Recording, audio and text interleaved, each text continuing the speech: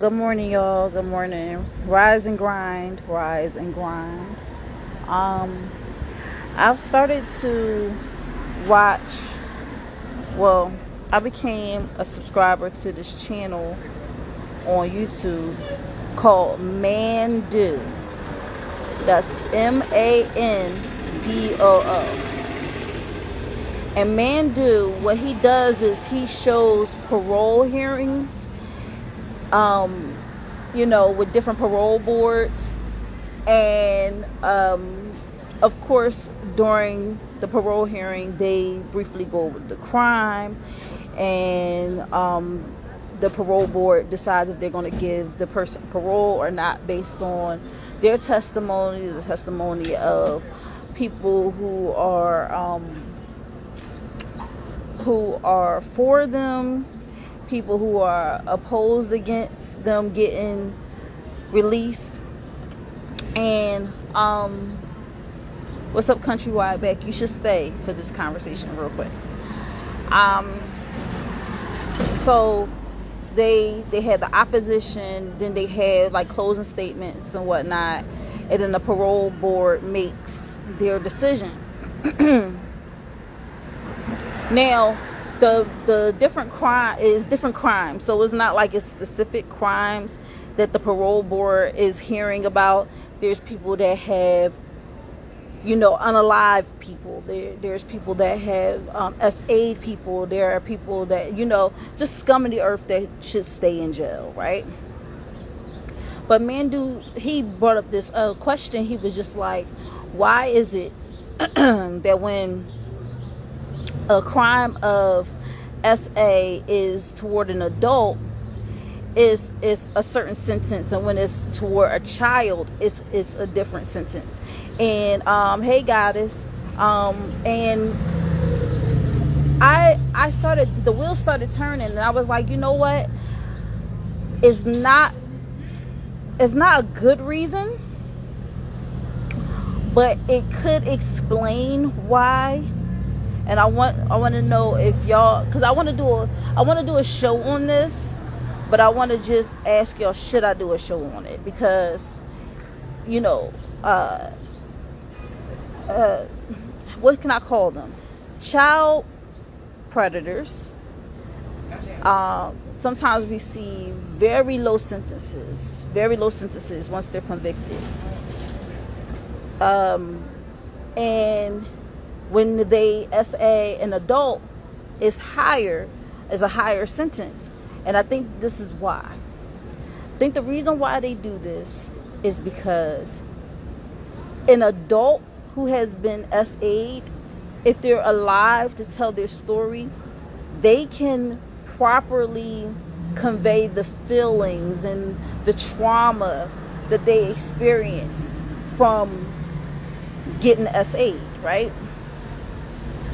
And they can say it in a way that the jury understands, that and they can really push home the fact that this is going to be a traumatic experience and it's going to traumatize me for the rest of my life.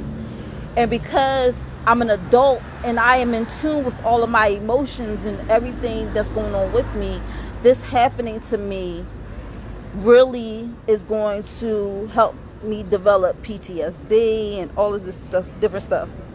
Excuse me.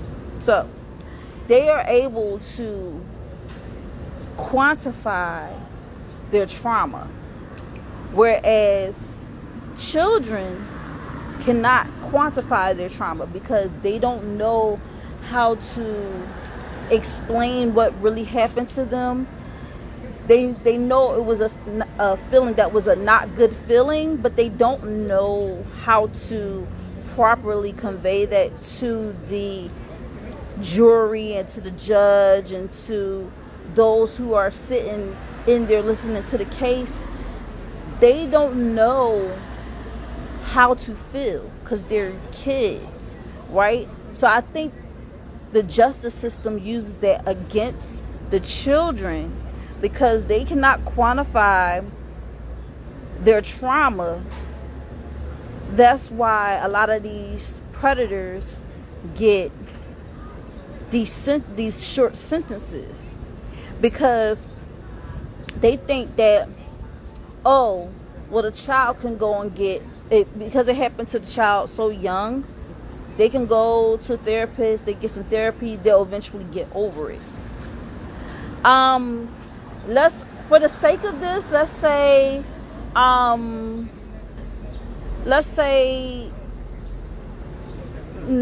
and under. A child is a child if the child is under 18, for me. You feel me? But I get what you're saying. Like, when it's a child that's like 6, 9 and under, it's like these justice systems be like, oh, well, with some therapy, they'll get over it. And also, not only that, but they're like, these adults that are,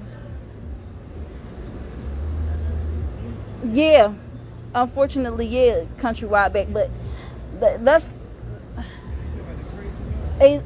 it's crazy that you say that they're having intercourse, because I can't use that word, that they're having intercourse, because they cannot consent to the act. Even if it's an act with someone of the same age, they cannot consent to it. And a lot of times,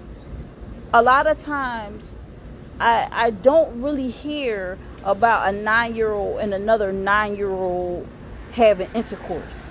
It's always like a 9-year-old is someone older who should know better, exposing this child to sexual acts. And so I can't really, I don't like to say, oh, they were having intercourse, because they cannot consent. They can't consent to it. Also, a lot of these child preds are manipulators. They manipulate the child to thinking that this is okay. So a lot of these children are messed up, thinking that what was happening to them is what's supposed to happen. That is supposed. I mean, there's cults out there that, you know, they marry the girls off very young to like this old guy, and it's part of their cult. It's part of their religion to do so. So a lot of these children, they are taught from a very young age that this is acceptable and this is supposed to happen.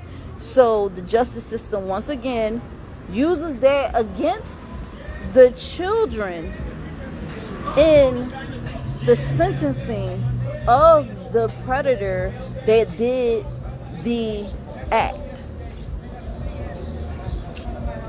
Because a lot of people, they be like, oh, why do these child predators get such short sentences, and why are they only in jail for like 8 months, and why are they only in jail for this amount of time, and this, that, and the third. And it could be because children cannot quantify their trauma. They cannot tell you what they experienced in a way that is how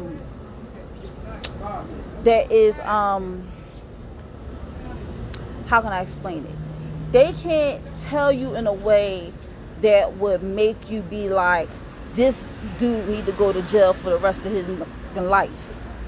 What's up, Trizzy the Mouth?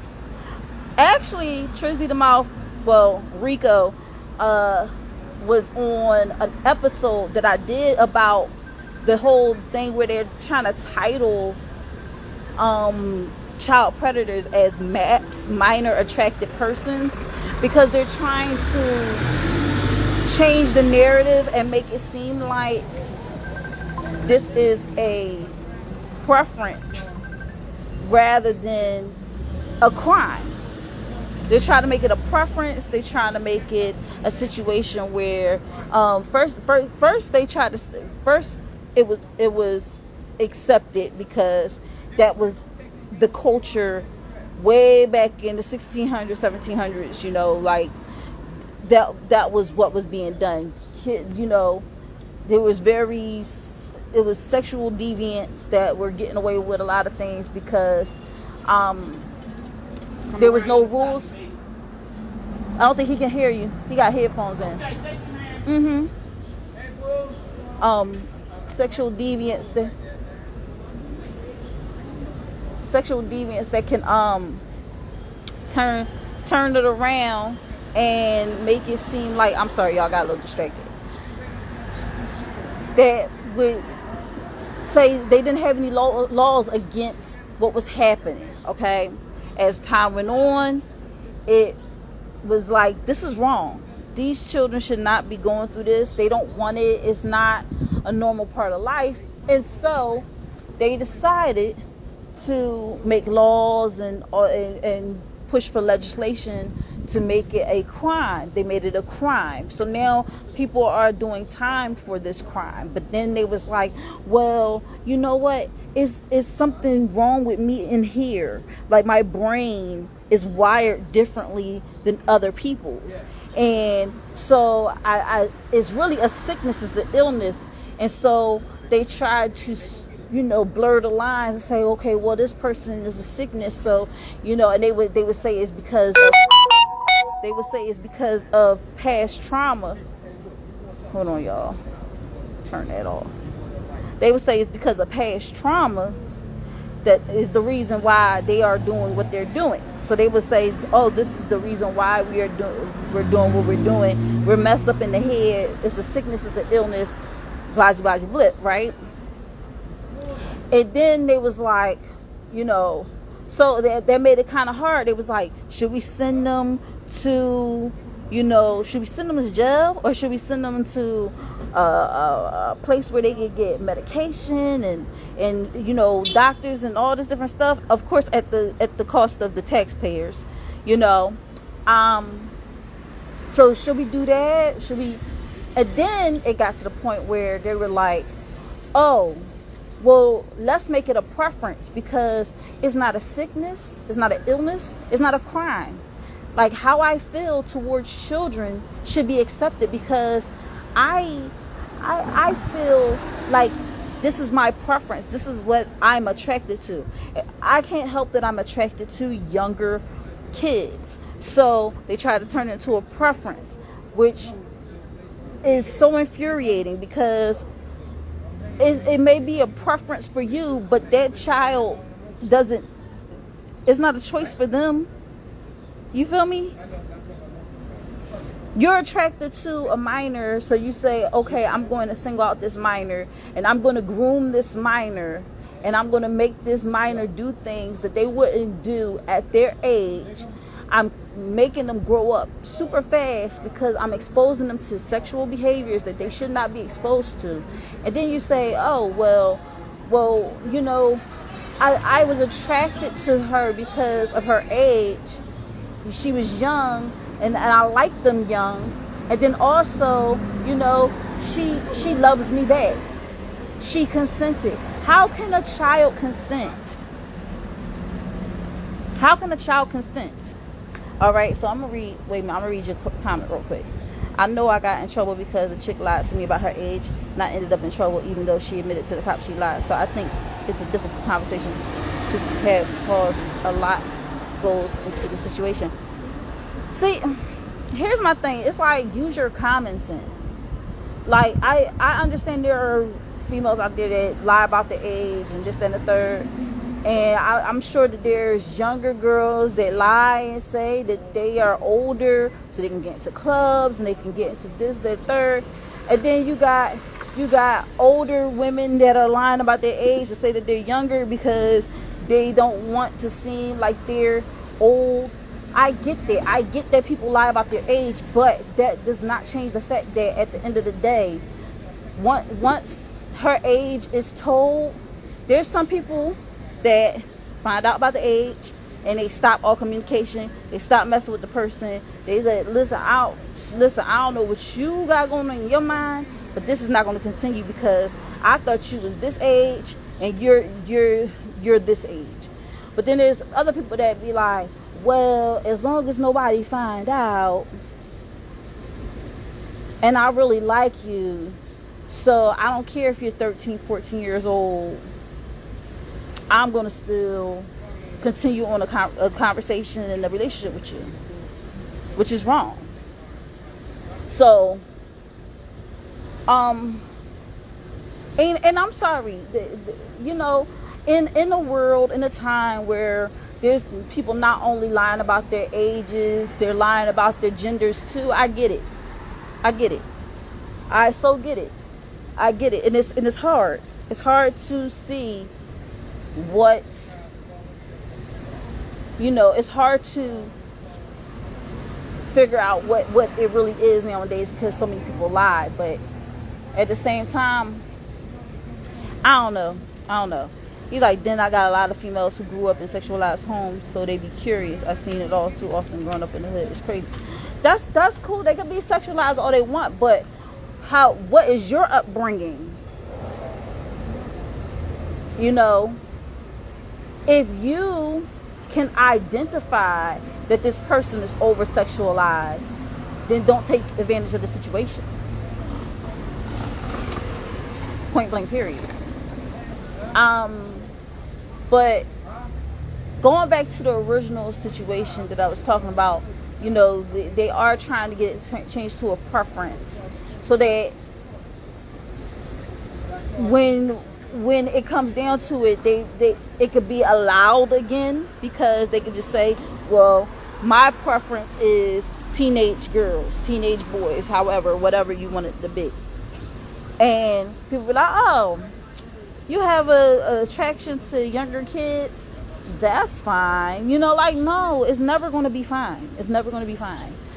And again, the reason why I feel child predator sentences are so low, when they are sentenced, when they're convicted and they're sentenced, their sentences are so low. I'm talking about a year, 2 years, maybe 8 months, maybe even 18 months. You know, it ranges. Less than 5 years, right? The reason why is because a child cannot quantify their trauma. They cannot tell you the PTSD they are going to have. They cannot tell you all the amount of therapy that they have to go to, because sometimes they don't even get access to the therapy that they need, because either the family don't believe them, or it'd be a whole mess, y'all. So yeah, so it's crazy, but that's what it is. That's exactly what it is. And that's my thesis, my theory on why that is the case. I don't know if that is the case, but it seems like it is the case in a lot of situations, that they cannot quantify. They can't quantify their trauma. They can't say what it is that's bothering them.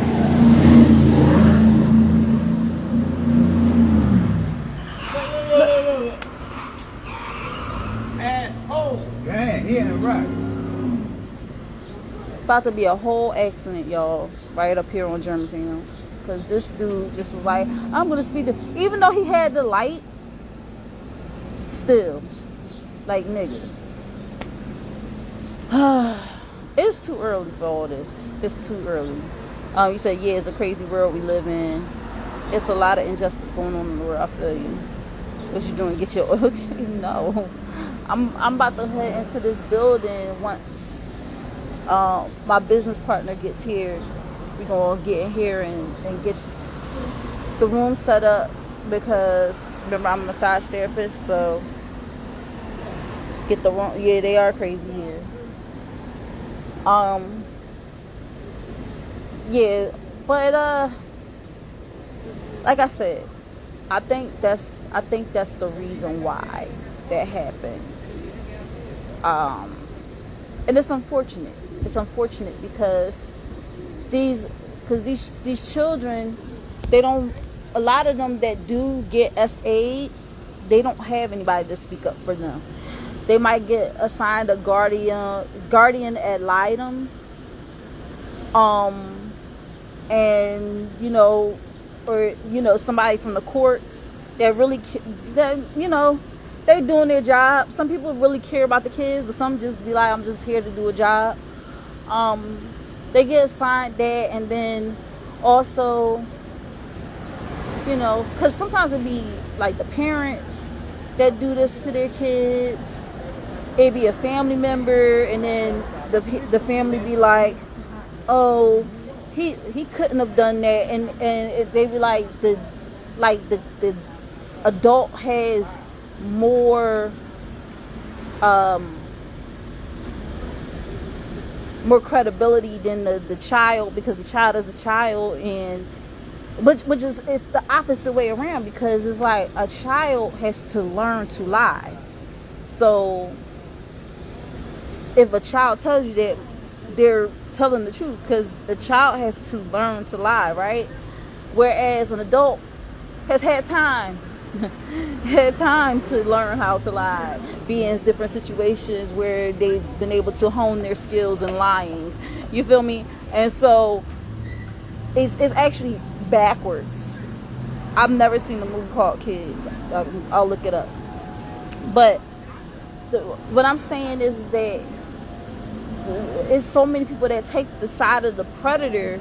And then perfect example was that whole documentary called Quiet on Set on Nickelodeon, right?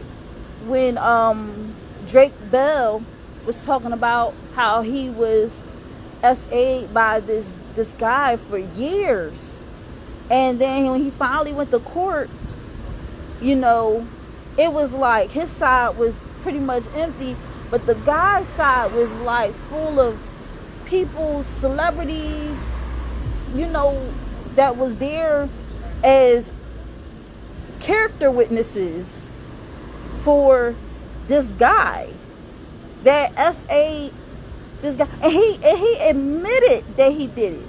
Like, it's not like he was still like pleading his case or anything. Like, no, he was like, I did what he said I did. But these people were still there as character witnesses against a 15, 16-year-old boy. So it's just crazy how that all works out. I'm thinking of taking a deeper dive into this topic. I'm not sure because I know me, and I know that when I do a topic, I like to do research. And like I just did, I was supposed to do my show about human trafficking on this past Monday, but it was something wrong with StreamYard, so I wasn't able to get the clips up and get everything up that I need to get up. So I said I'll just postpone it for this week. But it's draining sometimes. It really wears on your psyche when you have to do research on a topic that you're going to discuss. But me, I like to share information to help people. So it's going to be a lot of, like, I'm going to show how this can happen, why it happens, who it happens to, who does it, but then I'm also going to show people how to avoid situations like that, how to prevent a situation like that from happening, so it doesn't happen, a hotline to call if it does happen. So I want to provide information after information to prevent and to also help people afterwards, after dealing with the situation. So but doing the research, oh my gosh, like the stuff that I was seeing, the videos that I was finding, I just was like, I need a break. I'm kind of glad that I didn't do the episode last week. But the following week, I might actually tap into this. But then there's another situation that I saw that I was like, I want to do an episode on. So, y'all, this next month, you know, we were finishing out July, but then August is going to be freaking crazy. So, y'all stay tuned. All right. Think Different TV is a network. It's a brand.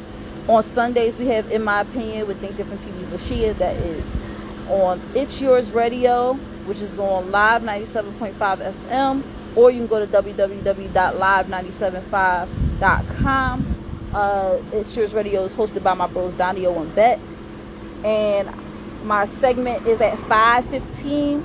The radio show is from 4 to 7 p.m. Eastern Standard Time. Then on Mondays you got Think Different TV, which is at 8 p.m. Eastern Standard Time on Mondays. And I don't know, I probably said Monday twice, but it's a show where we discuss social topics, highlight independent artists, and share financial tips.